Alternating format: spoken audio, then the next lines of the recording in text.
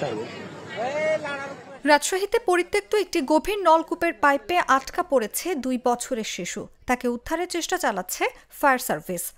বুধবার দুপুর 1:30টার দিকে তানোর উপজেলার পাচন্দর ইউনিয়নের কোয়েলহাট গ্রামে এই ঘটনা ঘটে। নামাতে থাকো, লাইট ভালো করে মারো। লাইটে যে হেলমেটে যে হাত বাঁধলে তুমি বুঝতে পারবে, তোমার হাতে তুমি বুঝতে পারবে। ওয়েট আছে এখন, ওয়েট না থাকলে তো বুঝতে পারবো। শিশুটির নাম মোহাম্মদ স্বাধীন, তার বাবার নাম রাকিব।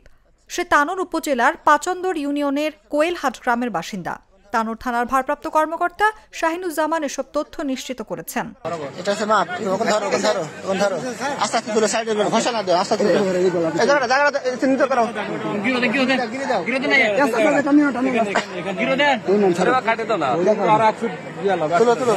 তিনি বলেন, বুধবার দুপুরে বাড়ির পাশে থাকা পরিত্যক্ত গভীর নলকূপের পাইপের ভেতর অসাবধানতা বশত পড়ে যায় শিশু স্বাধীন।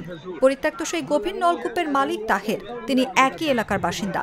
স্থানীয়দের বরাতে জানা গেছে, দীর্ঘদিন ধরে নলকূপটি অকেজো অবস্থায় পড়েছিল।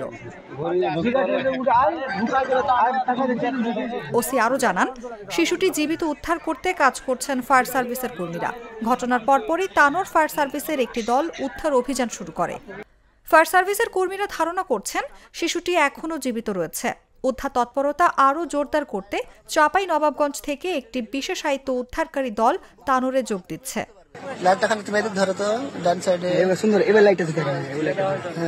পরিত্যক্ত নলকূপটির ব্যাস 5 ফুট।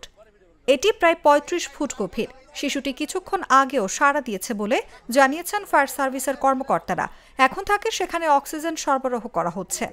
ওসি বলেন, শিশুটিকে মাটি খুঁড়ে বের করতে হবে, এটি খুব কঠিন কাজ।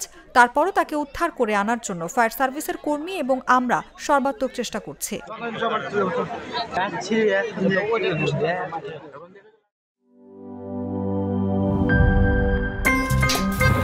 আমার একটা স্মার্ট সিদ্ধান্তে 25% গ্যাসের খরচ কমেছে। ভাবছেন কিভাবে?